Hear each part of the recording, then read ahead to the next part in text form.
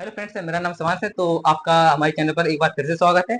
तो जैसा कि आप लोगों ने थंबनेल में देखा होगा कि हम लोग इस वीडियो में भारत के सामान्य परिचय के बारे में चर्चा करेंगे।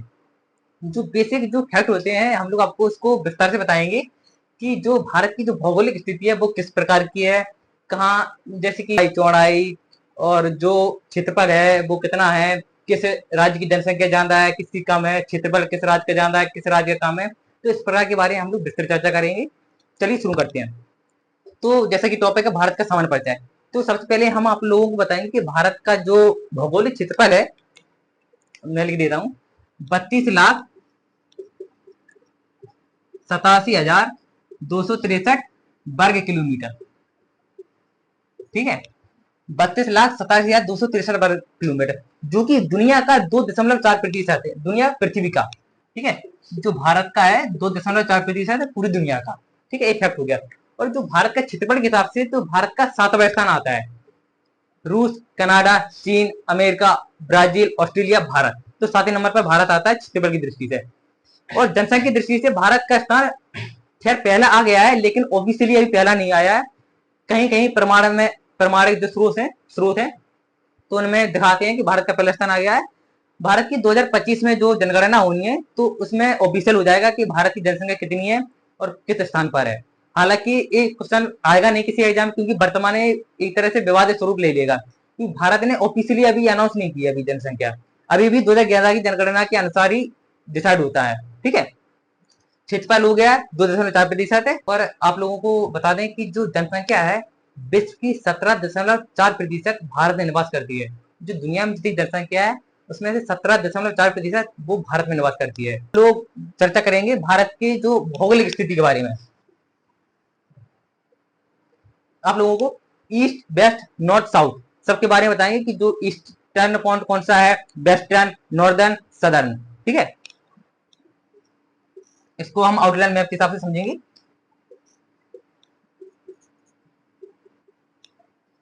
ठीक है, देखिए सबसे पहले हम आप लोगों को लंबाई के बारे में बताएंगे। तो भारत की नॉर्थ से लेकर साउथ तक लंबाई है 3214 किलोमीटर,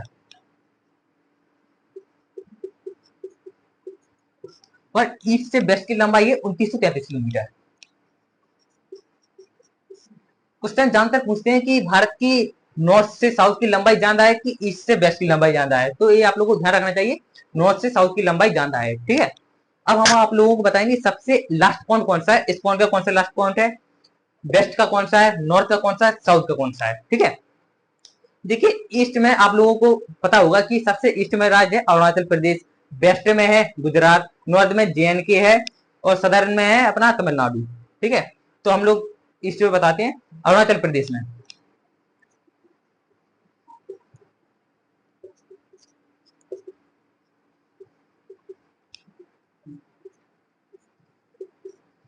अरुणाचल प्रदेश का सबसे बिंदु लास्ट है वो है किबिधु।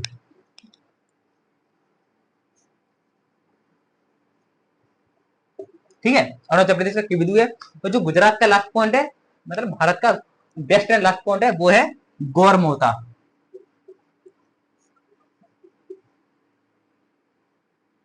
या इसे हम लोग गुहार मोती भी कहते हैं। और जो जम्मू एंड कश्मीर में इसे कहते हैं इंदिरा कॉल।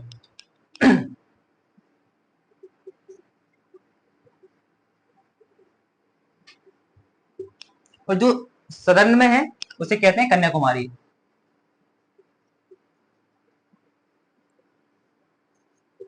ठीक है, और हाँ, इन लोगों की जो देशांतर और अक्षांश के हिसाब से भी डिसाइड किया गया है। ठीक है, ये आप लोगों को बिल्कुल फैक्ट है, इस आप लोगों को ध्यान करना चाहिए। इंदिरा कॉल में कितना है अरुणाचल प्रदेश का, और जो गुजरात का, तमिलनाडु। और हाँ, ये भूमि मेन मुख्य भूमि का पॉइंट है। अगर हम लोग पूरा भारत का जो अंडमान निकोबार वाला सेक्शन भी ले लेंगे तो हमारा सबसे लास्ट पॉइंट हो जाएगा इंदिरा पॉइंट। हालांकि वो डूब गया है, लेकिन उसको इंदिरा पॉइंट को हम लोग भारत का, संपूर्ण भारत का मानेंगे। अगर मुख्य भूमि का पूछेगा तो अपन लोग कन्याकुमारी, कैप कैमूरी। ठीक है, इसको समझेंगे। ओके, तो ठीक है, हम इसको क्लीन कर देते हैं।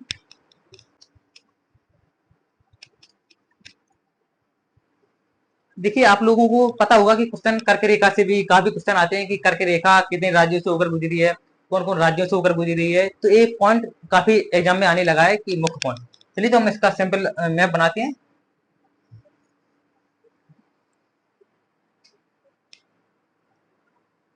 ठीक है,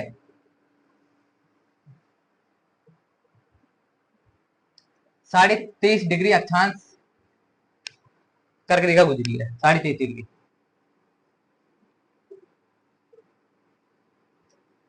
23.5 डिग्री उत्तरी अक्षांश।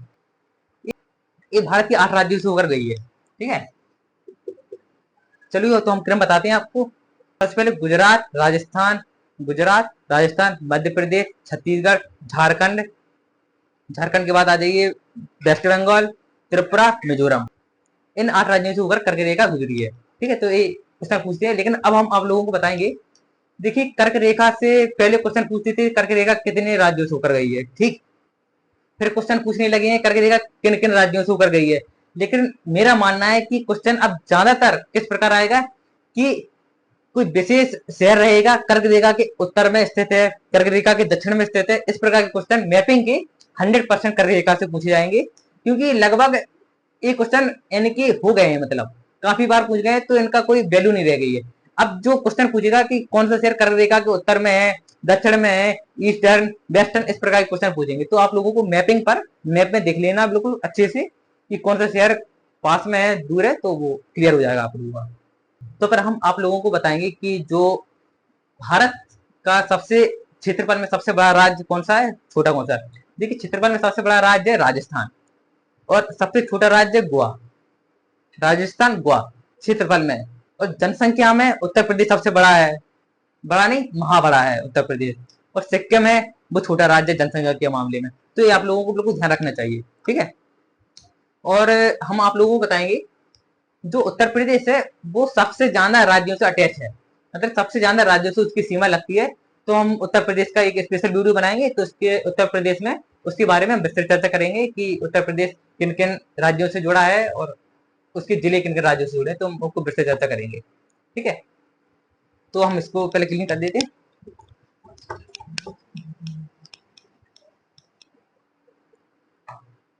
देखिए, अब हम लंबाई की बात करते हैं, तो भारत की स्थलीय सीमा की लंबाई 15,200 किलोमीटर है, और तटीय रेखा की लंबाई 75 से 16.6 किलोमीटर है।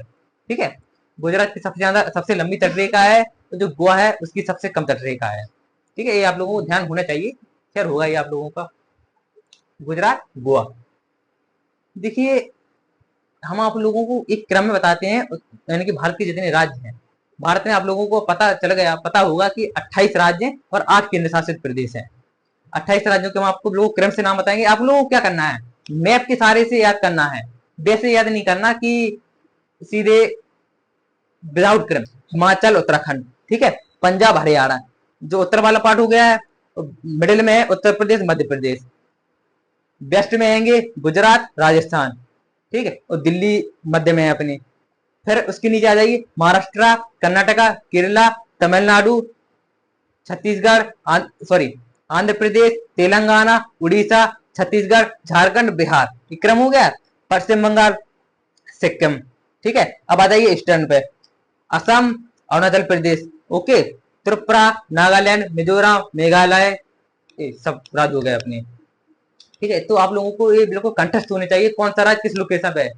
आंख बंद करके आप कहीं भी पिन पॉइंट कर दें कि हाँ ये वाला राज्य है, यह राज्य यहाँ है, यह राज्य वहां है। तो आप लोगों को ये बिल्कुल कंठस्थ होना चाहिए कि किस राज्य की लोकेशन कहाँ है। ओके, ठीक है, तो राज्य हो गए अपने। अब हम केंद्र शासित प्रदेशों के नाम बताते हैं। 8 केंद्र शासित प्रदेश: लक्षद्वीप, पुडुचेरी, अंडमान निकोबार द्वीपों, दमन एवं दीप, दादर एवं नागर हवेली। ये दोनों एक हो गए हैं, पहले अलग अलग थे, दादर एवं नागर हवेली और दमन दीप, अब दोनों एक हो गए हैं। और जम्मू कश्मीर, लद्दाख, दिल्ली। आप लोगों को पता है कि भारत की मानक समय जो नैनी है, जो कि ग्रीनविच पॉइंट से 5.5 घंटे आगे है। अब हम चलते हैं, अब भारत के पड़ोसी देशों के बारे में चर्चा करेंगे। तो आपको पता होगा कि भारत के 7 पड़ोसी देश हैं, ठीक है, जो मुख्य भूमि से जुड़े हुए हैं। सबसे पहले हम इसका आउटलाइन मैप बना देते हैं।